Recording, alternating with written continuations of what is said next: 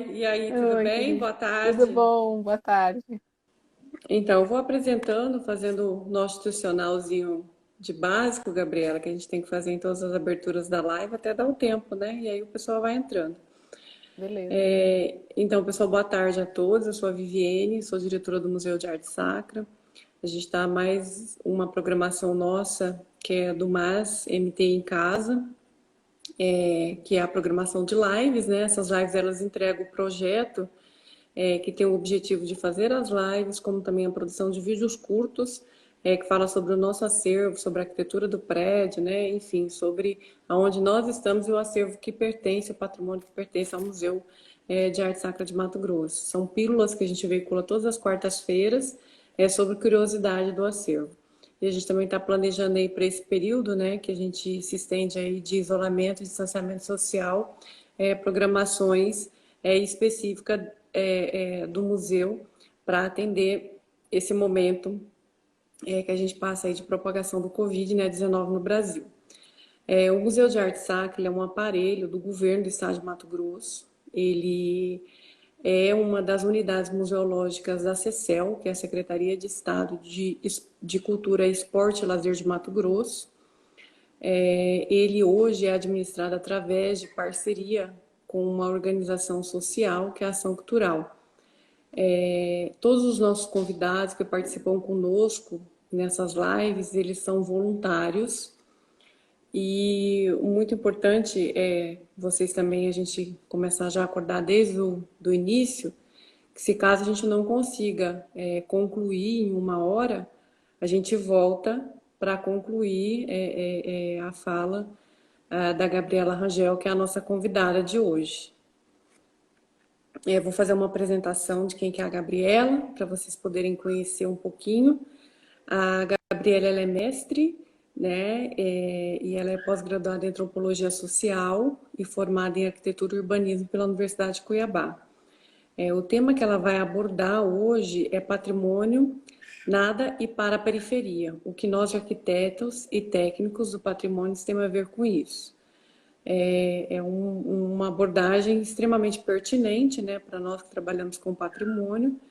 E eu acho que agora eu vou deixar com você, Gabriela, porque já deu o nosso horário aí. Já são Beleza. 17h02.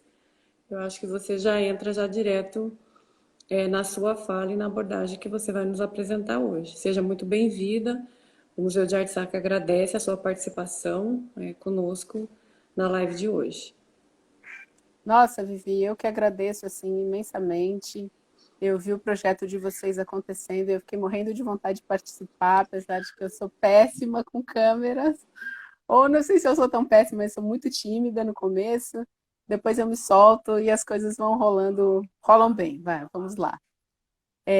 Então, assim, agradeço um Vai dar monte, tudo acho super certo. legal o que vocês estão fazendo, assim, acho demais, e a oportunidade de poder falar disso, que é um tema que, como eu estava conversando com você umas horas antes, né, não é uma política pública aplicada, é um pensamento sobre políticas públicas para o futuro, né, Sim.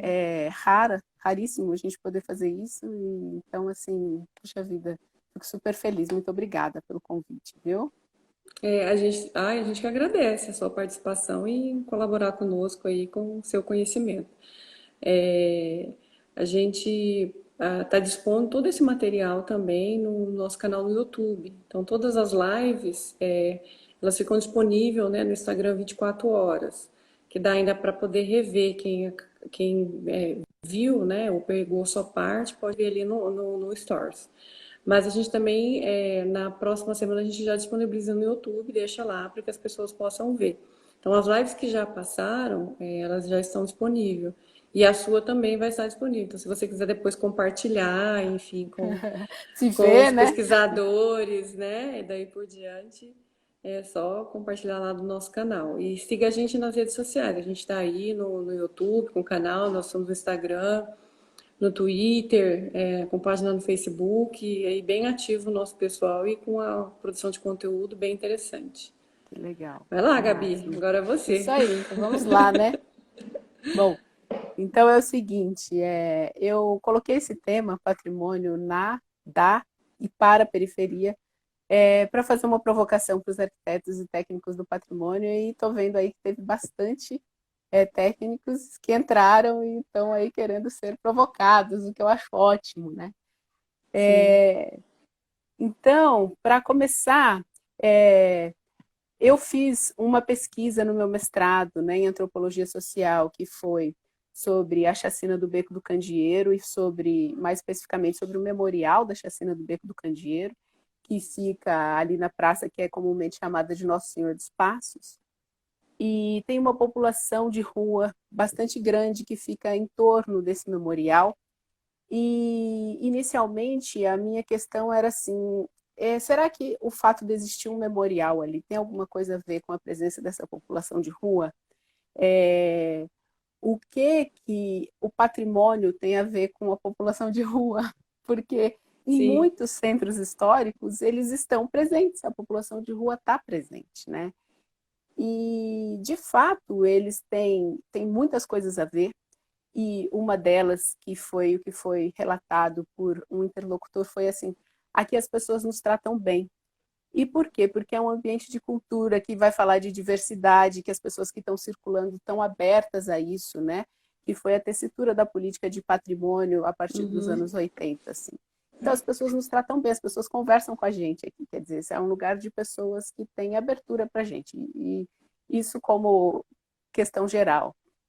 E mais especificamente com relação à escultura da chacina, né, que é um memorial, tinha a ver com uma série de relações identificatórias ali que rolam com aquele objeto que se torna narrativa, que se torna memória coletiva, enfim.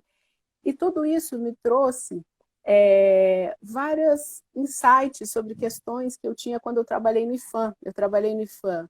Primeiro foram 2 anos como estudante, né, assim, estagiária, e depois eu trabalhei por 3 anos no Rio de Janeiro como chefe de escritório técnico. É um trabalho bastante pesado e tinha uma série de questões que são sociais, que atravessavam as classes, etc., que eu me perguntava como as políticas de patrimônio podiam se colocar adiante disso. E eu achava que elas colocavam sempre de um jeito muito duro, porque era considerado o mesmo grau de infração, a mesma aplicação de lei para uma professora aposentada, por exemplo, que foi um caso que eu tive, uma professora aposentada que tinha uma casinha no centro histórico e, enfim, ela era professora primária, tinha 5 filhos, um dos filhos teve um outro filho muito jovem, ela construiu um segundo andar para ela, num lugar onde não era permitido, e não tinha o que fazer com o filho, era o melhor que ela podia dar para o neto.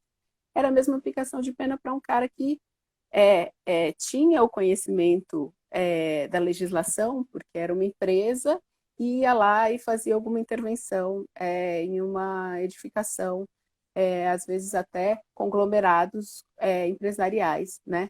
É a mesma legislação, e isso me deixava sim, mal na hora de aplicar a fiscalização. Então, foi um pouco assim, tentar conversar esse espaço da periferia, e aí quando eu estou falando periferia, eu estou falando de uma periferia ideológica, não é necessariamente espacial, né, que é, assim, imaginando o tecido da cidade, o centro e a periferia, não é isso. É uma periferia ideológica, então eu estou falando das pessoas que são mais pobres, das pessoas que estão alijadas do processo de educação, do processo, às vezes, de conhecimento das leis, porque isso também é uma educação. A gente pensa que não, mas a gente é educado a isso também, né? Dentro da escola, nas sim, nossas relações, nossas redes, nos transmitem isso. Mas essas pessoas não, né? Então, é dessa periferia que eu estou falando, né? E não especificamente de uma periferia espacial. sim, E aí, quando eu fui pensar a questão do patrimônio também, me veio isso de que não é especificamente um patrimônio que é tombado, não necessariamente, mas essa relação de patrimônio. O que é essa relação de patrimônio? Que relação é essa que a gente diz um objeto é patrimônio, né, de um povo, de um grupo ou de quem? E essa relação, então, foi alguma coisa que eu fui procurando, fui tentando entender o que era esse patrimônio enquanto relação com objetos, e aí cheguei a esse conceito do José Gonçalves, né? que é assim, que o patrimônio, ele é um objeto que cria identidade, vamos dizer assim, ou que ele é uma referência para a identidade daquele grupo. E é muito maluco, porque isso em antropologia social a gente vai aprender que patrimônio é uma palavra, né, uma categoria que se chama assim, que ela existe em muitas e muitas etnias. Isso não é uma coisa ocidental. Patrimônio é alguma coisa que é difundido em muitas etnias que não tem nada a ver com o Ocidente. Então, quer dizer, é uma categoria fundamental, é alguma coisa importantíssima que para dar valor para um determinado povo, para apontar para onde ele vai, quem aquele povo é, que eles valorizam, o que é valorizado na cultura, o que não é. Então, quer dizer, diz de um povo, diz de identidade, diz de valor, né? Falar alguma coisa, não? Você fazendo essa pausa aí, eu vou contextualizar. Gente, Fala. a, a Gabriela está falando de uma escultura, né, que ela está se referindo, porque algumas pessoas estão entrando aí agora, que está ali no Beco do Candeeiro, que é do artista plástico chamado Jonas Moraes, né? Essa escultura ela está falando sobre uma conceitualização nesse aspecto de periferia, né, mas uma periferia ideológica. E essa escultura ela representa uma chacina que aconteceu ali de três adolescentes, acho que completa 22 anos, Sim, né, esse ano, sim. 22 anos, e que ainda é um crime que não foi solucionado, né? Uhum. Uma barbárie que aconteceu ali, né? E que não tem uma solução devida. Só para contextualizar, ela está no centro, praticamente quase região central, né? De Cuiabá, onde se encontra, que é ali próximo ao antigo córrego da Prainha, né? Próximo, atrás da igreja Nossa Senhora dos Passos. E ali fica o beco. E essa escultura foi colocada ali em homenagem a eles, que é o Jonas Correia, né? Isso. Então, E é dentro fala. desse contexto que ela está abordando ali desse monumento, né? Que hoje passa a ser um monumento, né? Na nossa cidade, assim Sim, como sim. também, Gabi, a gente trabalhou agora recentemente na restauração de Maria Taquara. A gente fez três monumentos. Nós fizemos Maria Que Taquara, lindo. fizemos o chafariz do Mundel e o obelisco, que é o obelisco dos 200 anos, que Cuiabá recebeu em comemoração aos 200 anos, quando ela fez o aniversário, que está ali na Praça do Sei. Porto, que é a Praça Albuquerque, né? Está ali naquela praça. Então a gente fez a restauração Uhum. desses três monumentos, numa parceria aí com a prefeitura, né? E a mesma coisa também, eu acho, essa aplicabilidade desse conceito que você coloca para esse monumento, eu vejo que Maria Taquara tem o mesmo, né? Assim como Sim, também, se a gente for pegar outro que nós temos que está lá no Parque Mãe Bonifácia, que é a escultura também feita por Jonas, né, Correia, sim. que é a Mãe Bonifácia, né? Uhum. Que também acaba inserindo dentro dessa mesma contextualização. Se a gente for pegar outro monumento que nós temos também, nós temos as Três Marias, né? Três Graças, Três Marias, que é aquela que estava ali antes ali na Coronel Escolástico. Aí levaram lá para a rodoviária, agora tiraram e disse que vão voltar lá novamente para Coronel Escolástico. Também tem a mesma conotação dentro Exatamente. dessa, que são as três É essa professoras, né? ideia que são patrimônios de periferia, né? Então, Justamente. então, assim, o Bifam, durante 60 anos, né, ele fez uma política de patrimônio que foi uma política de patrimônio para o centro, porque foi uma Sim. política de patrimônio baseada no tombamento de edificações, né? Então, quer dizer, o material, né? As edificações grandes e que a lá europeia, porque dessas Sim, edificações não se lia o que existia de negro e de índio aí, e que era muito, porque eu sou arquiteta, então assim a estruturação dessas edificações ela é indígena e ela é negra, dependendo do lugar onde você está. Né? Quem sabia construir com terra, quem sabia fazer entalhe de madeira, quem resolvia essas coisas, uhum.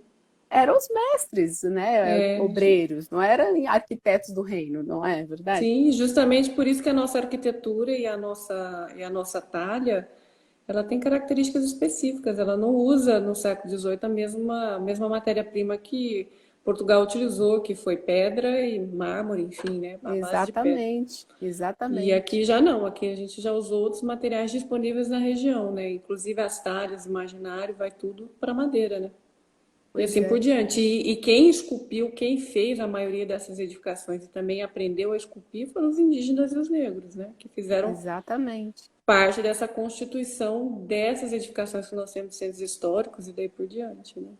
Pois Hoje é, que é e essa é a patrimônio. nossa maior riqueza, né? Mesmo no material, o que era tombado de material, não se lia, e até hoje não se lê o que a gente tem de periferia, sabe? E isso foi o que eu aprendi quando eu fui lá olhar a escultura do Beco do Candeeiro, porque eles têm uma relação com o patrimônio, eles fazem uma relação com o patrimônio que é do presente para o futuro. Eles estão contando narrativas sobre eles estão projetando o que eles serão, eles estão dizendo quem eles são, mas num projeto de futuro, e não num projeto de passado, de pegar a cultura e, sei lá, colocar no bolso e dizer, eu tenho cultura porque eu vi isso, isso, isso e aquilo. Não, eu tenho cultura porque eu converso e eu tenho uma relação com a cultura, eu tenho uma É, relação com esse grupo. porque eu falo, a relação com o patrimônio cultural é justamente esse, né? A gente lida com relação do passado, do presente e futuro. Ele transita nessas três temporalidades. Não dá para desassociar, fazer uma desassociação do trabalhar o patrimônio que não esteja nessas três temporalidades. Mesmo que é tombado, preservado pelo IFAM, pelo Estado, município, Unesco, a gente também tem essa linha dessa temporalidade. E eu acho muito interessante dentro dessa linha, desse conceito ideológico, né, que vem abordando para uma percepção muito mais focada presente e futuro, né? Mas só que também vai Sim, existir uma relação com o passado daqui um sim, passar de tempo. Se a gente já está claro, pegando, vamos supor, a escultura, a chacina aconteceu há 22 anos atrás, né? sim, E sim, e aquele monumento ali, ele demonstra o quê? Uma forma de se posicionar para que ninguém esqueça o que aconteceu. E, portanto, isso está presente, presente e vivo na memória da população do ocorrido ali. Né? E isso vai exato, ser contado, né, para gerações futuras e para gerações atuais presentes. Né? exato. Então, assim, será que não está numa hora da gente começar a fazer uma política de patrimônio que tem muito mais a ver com uma relação de educação patrimonial, e isso é muito mais patrimônio do que simplesmente, né, ou somente tombar e ficar ali rebocando o negócio que está caindo, rebocando o que está caindo. Cara, tem coisa que cai mesmo, modifica, se perde, vai, e assim é o tempo, né? Então a gente tem que tomar isso como uma dimensão grande também, e não só nesse ponto onde parece que a cultura fica engessada. Mesmo o material, sabe?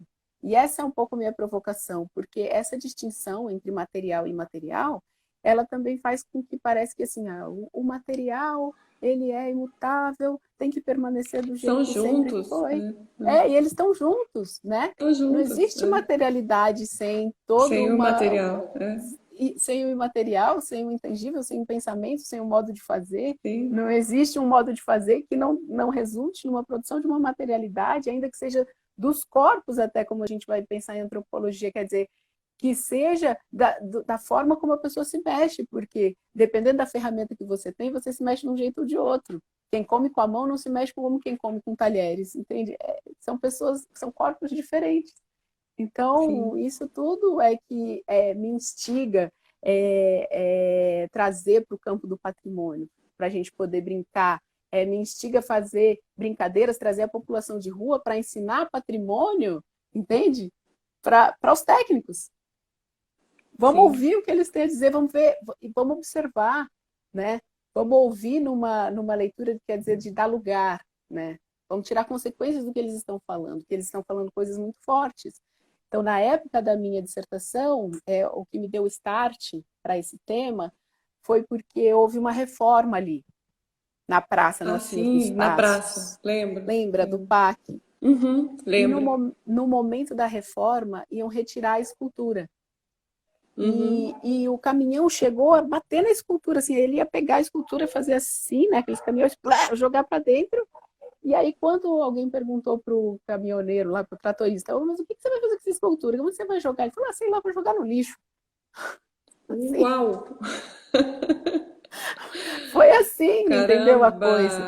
E quem impediu o Hum, cara de fazer essa história foram os moradores de rua que estavam lá, que ficaram olha, malucos, porque aquela escultura tem uma representatividade enorme para eles. para eles E em também, né? seguida, quem conseguiu segurar a coisa foi o antropólogo da Arqueo, que estava fazendo a pesquisa arqueológica ali e que, pelos Aham, meios legais, papapá, acessou. Então, quer dizer, esse cara, ele teve um momento de sacar, de ouvir o que aquela escultura representava naquele espaço, entendeu? E aí ele sim. conseguiu fazer as ligações importantes, legais, para que aquele negócio não saísse dali. E foi É, muito que ele estava tratando engraçado. como uma peça qualquer, né? Exato, Sem vou jogar no conhecer, lixo. Não sei sem o que é conhecer a sua isso. história, a sua memória. Depois que ele conheceu tudo isso, ele começou a enxergar de outra forma e ver e falou: ah, vamos Exatamente. até reservar um cantinho para. Peraí, né? Peraí, calma. Aí ficou aquela coisa, assim, vai para o museu, é uma relíquia maravilhosa, patrimônio, tem que ser tombado, ou é lixo? O que a gente faz com esse negócio?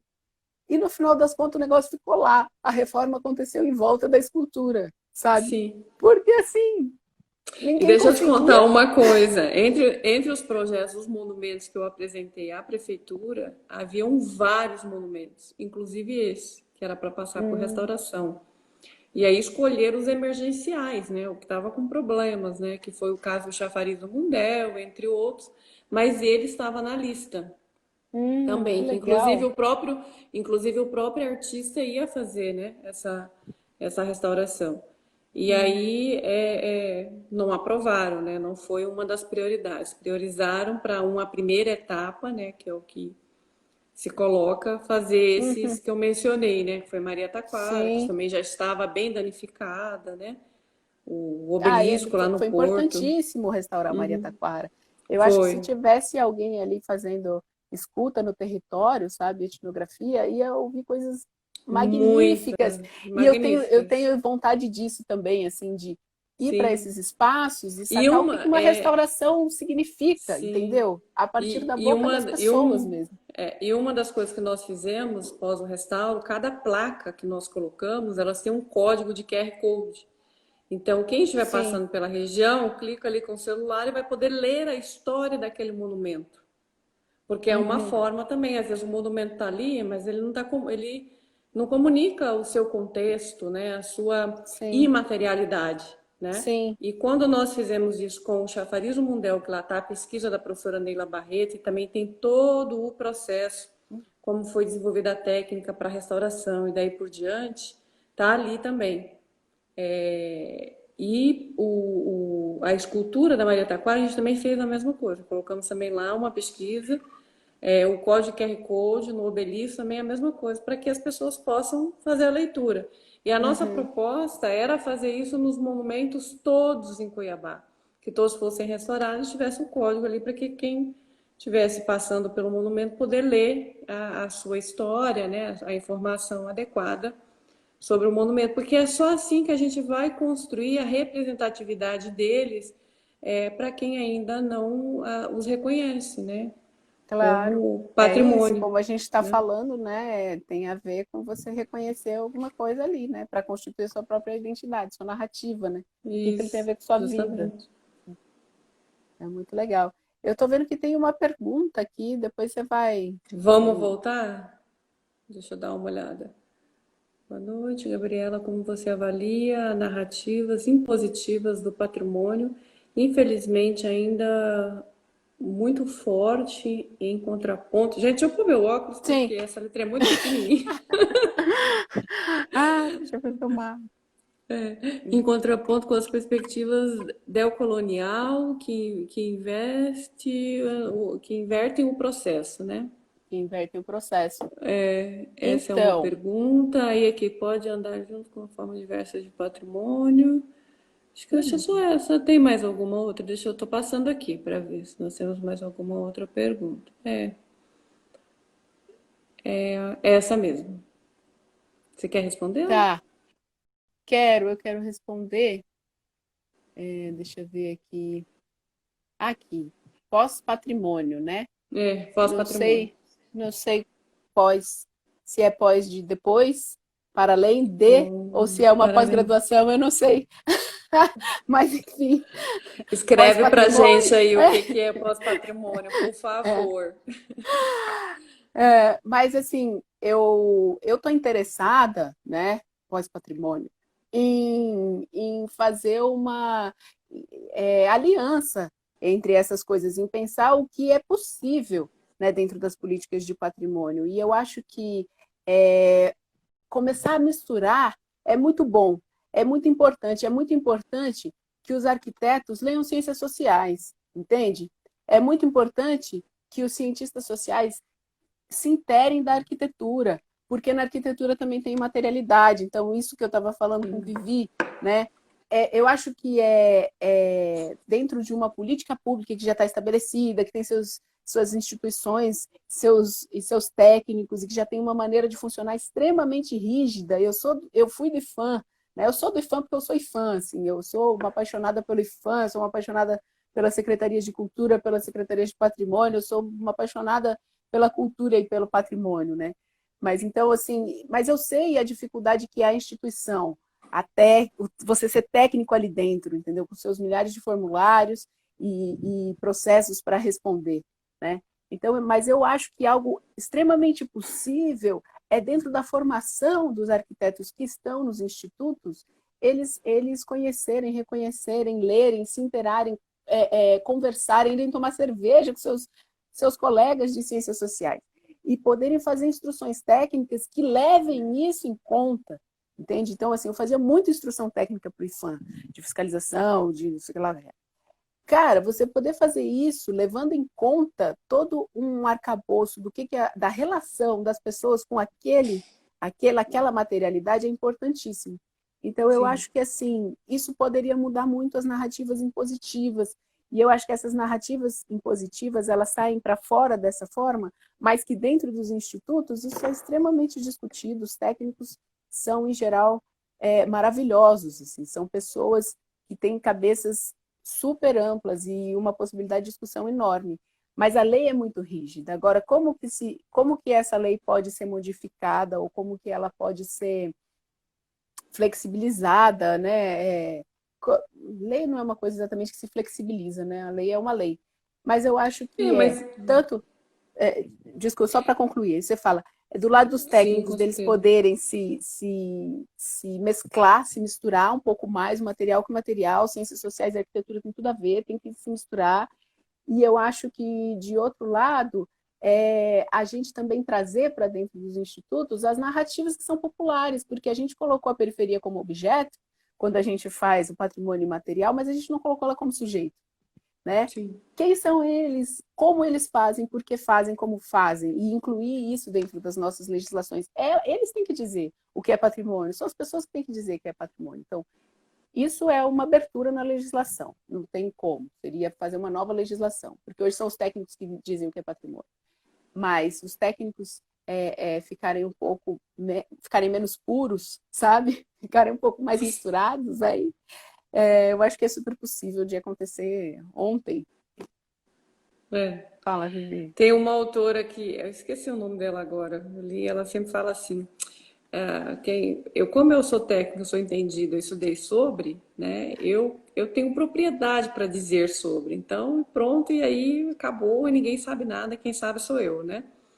É essa ruptura, né, que a gente precisa ter Sim, dentro desse formato, dessas posturas. Mas as legislações, Gabi, elas são passíveis de ser revistas, né? sim, sim. Até inclusive a de tombamento federal, estadual, municipal, elas são muito antigas, né? Então são legislações que podem ser revistas, chamada para uma audiência pública para revisão e daí por diante, né?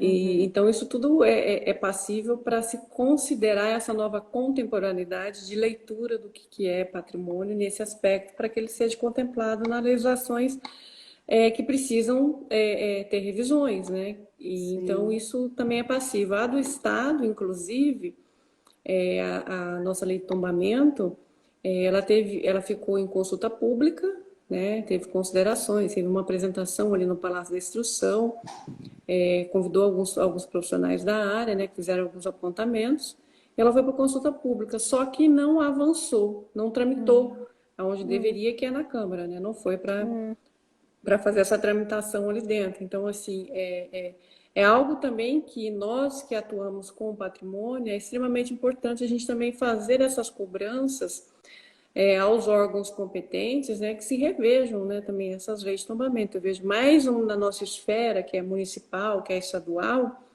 elas sim. precisam ser revistas, né, nesse aspecto. Porque é Uhum. como aquilo, né, o tombamento não garante nada em relação à preservação, né, porque ainda não, Exato, ela não é, exato. E não se principalmente, efetiva, né. porque as pessoas precisam ter vínculo, né? Se não tiverem vínculo, não preservam, não adianta. E se você também não tiver um vínculo, aquilo não significa, não é memória para você. Não é patrimônio, não faz diferença, Sim. né? Uhum. Vamos lá, pode A seguir. Bárbara está perguntando se eu acho que precisa mudar o Decreto-Lei 25, né? O Decreto-Lei 25, ele é a legislação nacional de tombamento, né? Federal, e Ah, eu acho o ele, decreto. o Fala. pós, o pós-graduação respondeu para nós já, ó, disse que é uma pós-graduação mesmo do Piauí. Que legal, bacana Olha vocês estarem só que participando com a legal. Olá, gente. Piauí. Adoro vocês. É, Adoro bacana, Piauí. obrigada. Um beijo para todo mundo aí do É, Piauí. isso aí. Então, eu acho assim, eu acho que o Decreto-Lei 2537 é uma lei curta e maravilhosa, assim. Eu acho ela suficiente. Eu não acho também que se trata de que eu não cheguei num ponto de dizer o que é preciso fazer legalmente. O que eu acho é que é preciso a gente se atritar, a gente começar a se mover, a gente começar a questionar e começar a questionar não simplesmente como pesquisadores, que pesquisador tem essa função, mas como técnicos, dentro do que a gente está fazendo, quando a gente está escrevendo ou quando a gente está dentro de uma reunião e está ouvindo determinada coisa e você não se posiciona, entende? Ou se posiciona, como é que é? Então, quer dizer, é isso que eu acho que é o mais importante agora. Com relação às portarias normativas, aí sim eu acho que eu tenho uma crítica um pouco maior, porque tanto a normativa daqui, de Cuiabá, eu acho que ela não engloba hoje coisas que são significativas. Uma delas é a chacina do Beco do Candeeiro, que eu acho que é super significativa. Ela não é tombada, né? Aquela escultura não é tombada. Também é significativa municipalmente ou estadual, é uma questão para se discutir, mas eu acho que ela faz parte de um processo nacional de chacinas que aconteceu nos anos 90, entende? Teve a da Sé, teve a da Candelária, teve em 2000 a da Sé Candelária Carandiru, foi antes, e a da Sé foi em 2000. Essas chacinas têm a ver com a periferia, têm a ver com a morte das pessoas que são É, negras, pobres, isso faz vínculo. E eu usuários, acho, né? Os usuários adolescentes de 13, 14, 16 anos eram usuário, né? eram, Por mais que tinham família, mas eram usuário e viviam ali naquela região, né? sim. Também, os adolescentes. Então, quer dizer, Então, assim, assim, é um processo nacional, né? E sim, tudo você vê que é uma questão de narrativa do evento. Como que você está colocando esse evento aonde? E que narrativa é essa? Então, de fato mesmo, o que é mais importante é assim, isso tem importância para a população? Elas têm uma relação com aquilo forte? Isso é importante preservar. Essa memória é importante preservar, essa relação é importante preservar, porque isso é fator de identidade, sabe? Isso é a vida das pessoas, as pessoas se projetarem no futuro com força, dizendo eu sou alguém porque eu vim de não sei aonde, ou dizendo eu não sou ninguém, eu não sou nada. Entende? A minha história não é valorizada e eu não sou nada. Isso é importantíssimo, isso fala de vidas. Então, assim, só para mais especificamente a Bárbara, as portarias normativas eu tenho mais não é, só de vidas, né, Gabi, mas como críticas. também de um assassinato, né? Brutalmente, né? Sim, Foi um assassinato sim, brutal e que ainda não tem resolução, que não foi resolvido. Então, assim, isso é uma coisa também para ficar dentro dessa imaterialidade para a população, que é um crime não resolvido, né? é, Ele há Não foi resolvido ainda, não se chegou a um determinado culpado. É. Você vê que isso entrecruza diversas instituições, né? É, Assim, tá falando de patrimônio, tá falando de justiça, você tá falando sim, de administração pública. É uma coisa super complexa, né? quebra dos direitos humanos, né? Enfim, Exato. diversas relações aí inseridas dentro desse contexto, né?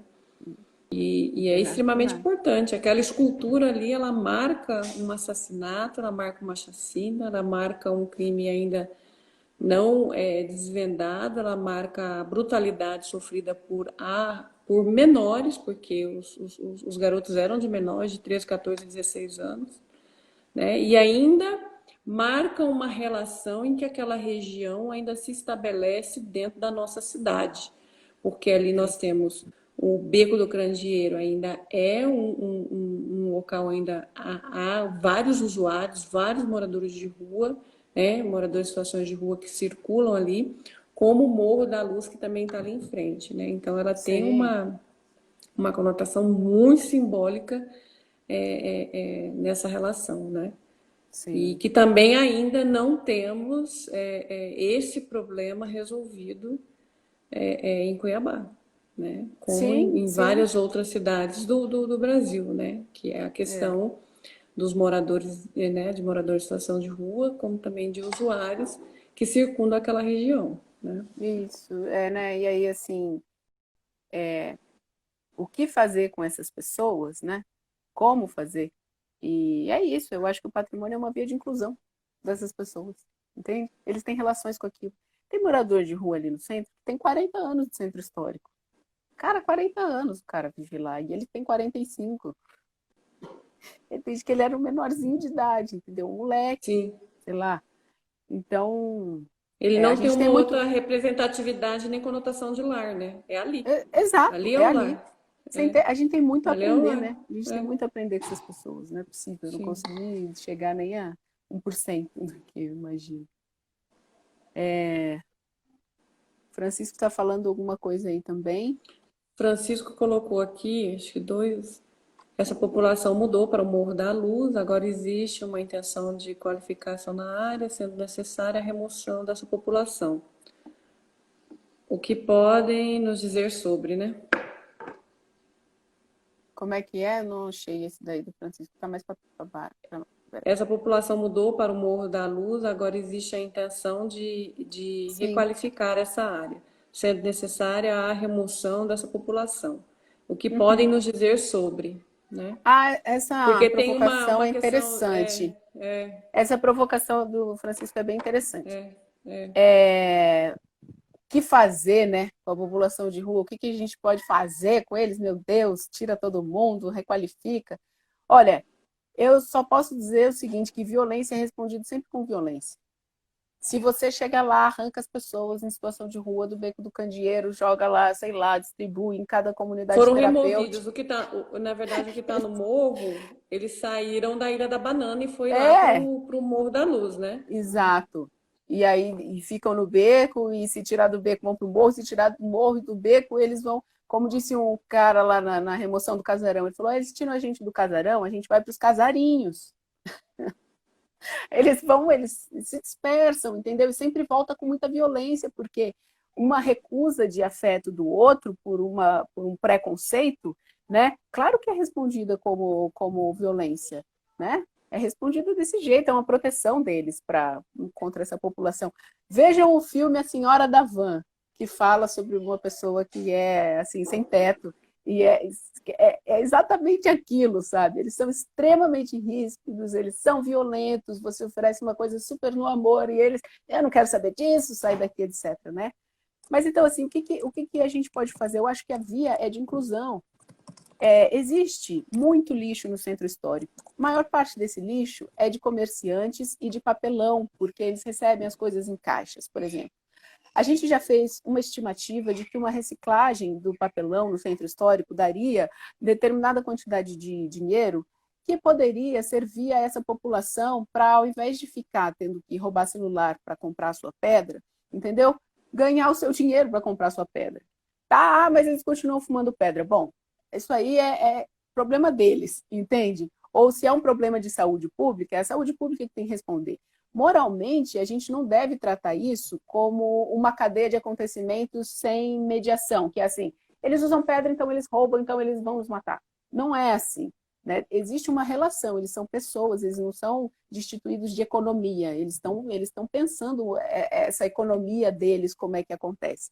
Então, fazer a inclusão dessa população, por exemplo, pela reciclagem de lixo, isso teria que ser num formato que não é um formato assim de colocar a carteira de trabalho para eles, etc. Não, porque não é assim que eles funcionam.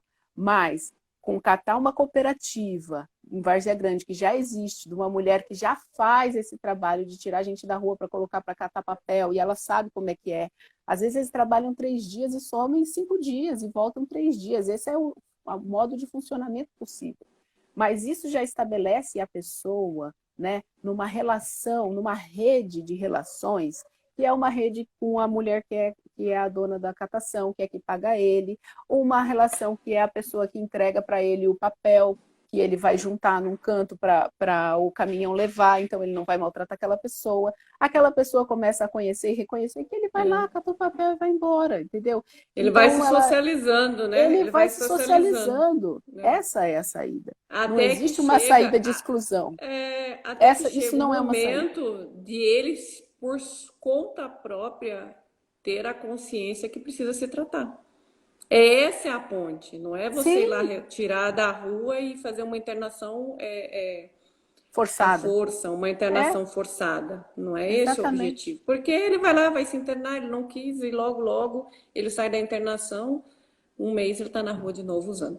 Então, ou seja, Exatamente. não resolve. Então, ele precisa também, é uma forma de educar para que ele mesmo consiga se observar como um agente ativo dentro da sociedade, respeitado, com dignidade, tendo o seu dinheiro e fazendo a escolha. Ou eu guardo para ter uma vida melhor, né? Almejando algo melhor, ou eu vou usar, entendeu? E Sim, aí vai indo. Então, essa consciência, ela sempre vai se dignificar com o trabalho e com a inclusão. Então, exato. E a gente, é a mais gente ou tem que menos parar de ser isso. moralista, porque essa escolha, eu uso o meu dinheiro ou eu guardo, é uma escolha que a gente também tem que fazer todos os dias. Não é Justamente. verdade? Você fala, vou viajar de férias com os meus filhos e tal, vou gastar essa grana ou vou comprar, sei lá, um ar-condicionado novo, melhorar meu carro, ou sei lá o quê, entendeu? Ou às vezes Sim. vou investir na minha educação. Essas são escolhas que a Temos o gente faz também, livre-arbítrio. não é? É, Temos exatamente. o livre-arbítrio Temos de, o de livre-arbítrio. fazer as nossas escolhas, entendeu? Então, o que dá para dizer dessa população é que eles estão, sim, à procura de inclusão. A gente acha que não, né? Às vezes que eles estão à procura só de confusão e de sair tocando o F, né? Mas não é isso, não. Eles estão à procura de inclusão, eles estão sim. Tanto que se você parar para dar ouvidos, meninos, vai ficar horas escutando algum, porque Vai, eles vai. falam, falam, falam.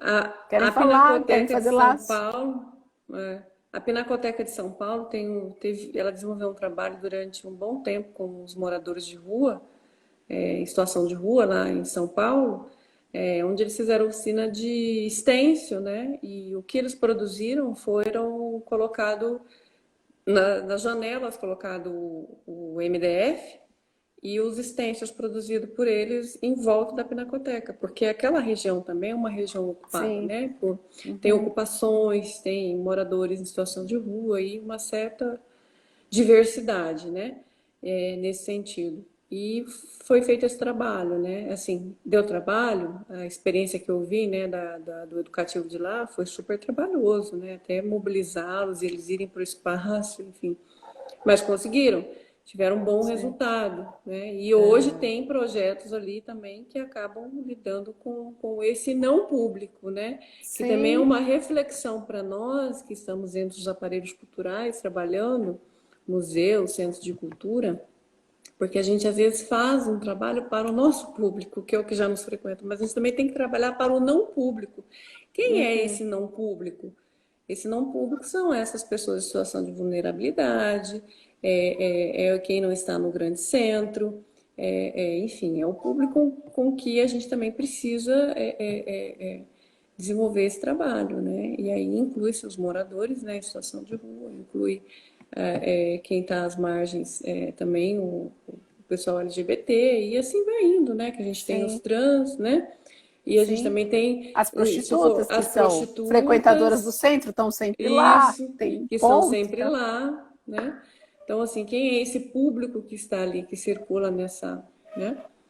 Que é extremamente importante a gente também pensar em programas, né, e ações que também vá atender essa população.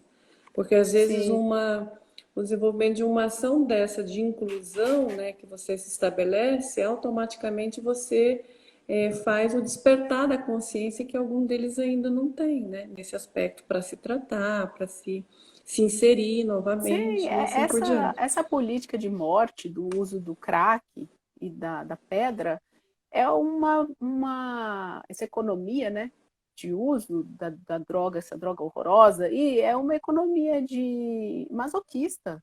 Ela não é uma Sim, coisa, só delícia, ele fica fumando porque é muito bom. Cara, assim, é uma loucura você pensar isso. Pode ter sido muito bom uma vez, duas, nas vezes que é legal, mas no geral não. Então aí, assim, eu tive todo uma passagem, né, pelo psicanálise na rua, ainda faço parte do psicanálise na rua, porque assim, as ciências sociais nos ajudam muito a ver um problema.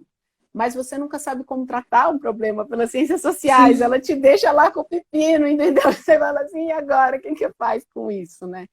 E aí tem um trabalho da Universidade Federal, né, a Adriana, que é a minha mãe, a Adriana Rangel, que faz um trabalho de escuta dessa população, tratamento pela via da ah, psicanálise, é um tratamento em liberdade, bastante interessante, assim, o projeto e a perspectiva dele de se instalar lá onde eles estão, para os ouvir, né, e não ficar demandando que eles, sei lá, saiam, vão para algum lugar, sei lá, estabelecido na cidade, porque eles não têm esse circuito, né?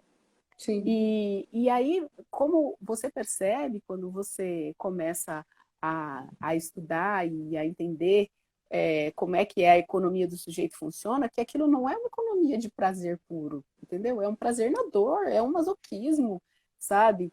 Então, até o sujeito. Como é que você sai do masoquismo? Você tem que achar que você vale alguma coisa, né? Sim, Porque enquanto você acha que você é uma merda, e você está apanhando porque você é uma merda. Então, para sair disso, é preciso a valorização. Ele precisa se valorizar. Como que se valoriza? E aí que eu acho que o patrimônio entra como uma coisa muito bela, entendeu? Muito linda, porque faz essa conexão do sujeito com o coletivo, faz laço, sabe? Social. Então, mais do que simplesmente o filho daquela família que o maltratou, porque essas pessoas têm histórias terríveis, né? dilaceradas, terríveis, É, né? Mas mais do que aquilo, ele é também um sujeito do mundo, né? O mundo o acolhe. Ele vai procurar o pai do mundo. Não teve um pai sim, real, mas tem um simbólico aí que sustenta, sabe? Essa valorização para ele sair desse lugar. Então, isso é muito bacana. Eu acho que é uma ideia de se aliar muitas coisas, né? Muitas perspectivas, é uma coisa complexa, mas eu acho que é importantíssimo fazer, acho que é possível fazer, e eu acho que a cultura, por incrível que pareça, que a gente podia pensar que a cultura não tem nada a ver com isso, né? Sei lá, segurança social não, segurança e assistência social. O que a cultura tem a ver com isso? Parece que nada. Mas a cultura parece que é o lugar onde, que possibilita essa conversa entre a assistência social, a segurança, a valorização, o sujeito e o mundo, sabe? A cultura e o sujeito. A cultura possibilita. E o patrimônio vem aí como um significante da qual eles são muito carentes, muito carentes, muito carentes de acolhimento, de gente que pegou eles e deu nome, e disse tudo bem, você vai ser, sei lá, que as coisas que as nossas mães e pais sonharam para nós. Não teve ninguém sonhando por eles, entendeu? Então, é duro, muito duro. sim. Então, vamos olhar aqui se a gente tem mais perguntas. Teve só uma afirmação aqui. O direito humano é a fala, que é o pessoal da Do psicanálise na psicanálise na rua. rua, É, do grupo aí que você acabou de mencionar. o primeiro direito humano é a fala, certamente. Quero conversar com a sua mãe, hein? Ela é Para fazermos maravilhosa. um trabalho lá no Ela é museu. maravilhosa. Vamos, pode ser comigo. Uhum. Mas é Vamos ótimo. Mas então, usar, unir uma proposta com o grupo para a gente poder trabalhar com esse não público. Bem Ah, com legal. Porque certeza. Então, ela tem uma experiência bacana, tem. agregada, né, de trabalho desenvolvido, né, para gente que ainda não fez nada, nós ainda não desenvolvemos nada para o nosso não público. Ah, isso vai ser muito legal, é. O Olha o que máximo ela que tá nós já dizendo aqui, ó. fizemos, Ela tá o aí, a máximo que a minha mãe. gente. É, tá? Ela Ah, tá, olha legal. lá, ela escreveu, ó. Quando alguém Ah, fala, o sujeito desenha seu lugar. É isso mesmo. olha, É, legal. muito bem. Sim. Vamos trabalhar Então, junto. vamos sim. O que a gente já desenvolveu lá foi trabalhar com os menores, né? Recebê-los para visitas, né? Os menores infratores ali do Pomeri, né? Esses reeducandos, né? Na verdade, é o outro nome, né? Os Sim, reeducandos, que a gente já recebeu para visitas, né? Mas eu acho ainda que é um trabalho muito pequeno, né? Eu acho que a gente teria condições de desenvolver algo mais robusto nesse aspecto com esse não público, né? que legal. E seria uma Então, ótima parceria. nossa, vamos, super vamos. Vamos sim. É, e eu ia dizer isso, assim, com relação aos técnicos, né, no patrimônio em geral. Sair do seu quadrado tem a ver com tentar implementar a educação patrimonial. É a parte mais Uhum. difícil e é a mais importante e é a que menos se faz, a menos valorizada. E é Sim, fundamental a educação patrimonial, assim, pensando em tudo que esse termo abrange, assim, né? Não de que é um educando o outro, né? Mas daquele que aprende através do exemplo de um outro que está fazendo, vai junto, olha, pega coisas, sim. enfim. É uma das partes mais importantes. Eu achei que quando a gente pintou os painéis no centro, a gente fez eu fiz um trabalho de educação patrimonial com a Arco, né? E a gente, nos tapumes do centro, a gente pintou coisas. E eu pensei assim, vamos pintar Uhum. as frases que eles falam, porque isso também é patrimônio, a linguagem é patrimônio, né? O que eles falam é patrimônio, cara. E é um português totalmente único, único, né? É uma coisa maluca. No começo eu não entendia nada do que eles falavam, nada. E aí a gente pintou e eles vieram pintar junto as coisas que eles diziam, sabe? Cara, foi Olha, tão legal, foi muito legal, imagino. foi lindo. Que bacana. Muito legal. Gente, mais alguma pergunta? Adriana, eu vou te procurar sim, O viu, povo Adriana está Rangel? A conversando gente um com vai o se outro. falar. Olha o Cuiabá de antigamente. Ah, o Cuiabá de antigamente entrou aqui também. Obrigada pela Olha participação de lá, vocês. Grande. Gente, entrou no Cuiabá de antigamente. Cuiabá de antigamente faz um trabalho muito bacana de é registro muito legal. fotográfico. Eles publicam sempre fotos, né, de Cuiabá antiga. E você vai percebendo, né, como era Cuiabá antes, como é Cuiabá hoje, né? E eles fazem esse trabalho de resgate com as fotografias, né? Trabalha com foto, muito bacana o trabalho deles. É muito bacana. Quem está fazendo isso hoje é o Atlas Cuiabano, mas O registrando Atlas, né? hoje, e que é muito legal também, o Atlas Cuiabano. Maria Bárbara falou com a gente. Ela falou, Ah, né, do é Atlas verdade. Cuiabano. Ela foi a nossa segunda live. Maria Bárbara trouxe a experiência do Atlas e falou todo o trabalho que o Atlas também está fazendo. Também é outro, viu, pessoal, para vocês seguirem, né? O Atlas Cuiabano, que vem com essa perspectiva do hoje. Bem legal, de Cuiabá. Tô A gente tem o fanzoca. de antigamente e tem o Atlas, né? É, isso mesmo, dá para comparar. É Legal. isso. Você quer concluir? A gente ainda tem um tempinho que acho que dá para você concluir. São 17h53, né? Eu acho que a gente vai encerrar já, já deu o nosso Hum, tempo. Foi E rápido. quero agradecer, foi rápido, foi super gostoso, né? A Ai, que nossa conversa delícia. fluiu Obrigada, super bem. Vivi. Foi Ah, ótimo, eu que adorei. agradeço, tá? O museu agradece a sua participação. Muito obrigada por ter Imagina. aceitado o convite, né, e participar com a gente. E também está estreando na live, né, Gabi? Espero Eu que tô, você possa gente, fazer. estreando na live. Hoje é a estreia dela. Possa fazer Ai, outras ai, aí para adorei. compartilhar o seu conhecimento, tá bom? Muito obrigada, Vamos. pessoal. Obrigada a Vamos todos que sim. participaram com a gente, né? Quem quiser participar conosco também em outras lives aí, tenham ideias, sugestões, né? Fiquem à vontade de sugerir para nós aí, tanto no Instagram ou entrar em contato com o João Batista, que é o nosso educativo, que está mexendo com essa programação. vai ser muito bem-vindo, né? E eu acho assim que essa programação de live acho que é algo que vai ficar para o museu, que a gente não vai parar com elas pós a quarentena, não. Que legal, vamos. Pós o distanciamento, né? Vão, façam, por favor. É, porque Vamos ver tem se a sempre gente a consegue trazer acrescentar. umas vozes da rua para falar. Eu acho que a gente Vamos, consegue, imaginou? Que legal. Falar de é, patrimônio, falar da Jacina, cara, precisa ver, é lindo demais o povo falando. sim. Ó, E a A gente tem Paula tá lições a aí, ó. tomar. A Paula, Paulinha que participou com a Libos. gente também, de uma outra live. Pessoal, muito obrigada, tá, pela participação de todos. Continue seguindo o museu aí nas redes sociais. Siga o nosso Instagram, Twitter, Facebook. Vai lá no nosso canal do YouTube, se inscreve no canal, curte as nossas postagens. Vamos interagir aí com a gente, que a gente está produzindo bastante conteúdo para vocês que estão em casa. E fiquem em casa. Vamos cuidar da Legal. gente, cuidar da nossa família, cuidar de quem a gente também pode atender aí a mais, né? É isso Dos nossos aí. vizinhos, né? E os nossos amigos fraternos. É isso Pessoal, tenham um bom mesmo. final de semana, um bom domingo a todos, né? E uma boa segunda-feira amanhã que a gente possa iniciar a semana com muita fé, com muita sabedoria, né? E nos cuidando. Um grande beijo, fique com Deus todos.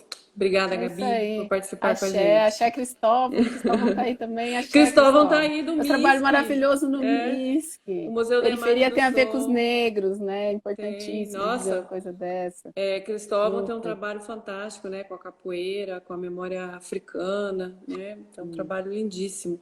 Foi um dos que Isso ajudou aí. no processo do mapeamento, né, quando o IFAM fez o registro, né, da capoeira com os mestres, né? Foi um dos grandes articuladores aí de extrema importância.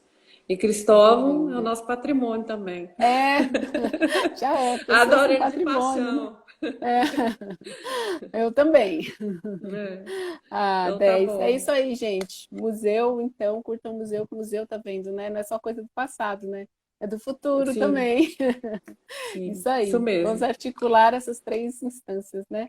Vamos sim. Beijo, pessoal, todo Um mundo beijo, aí. Um Vivi. grande Beijo beijo. para Tchau, todo tchau. mundo. Eu sou fã de vocês também. Eu Beijo, também beijo. sou. Tchau.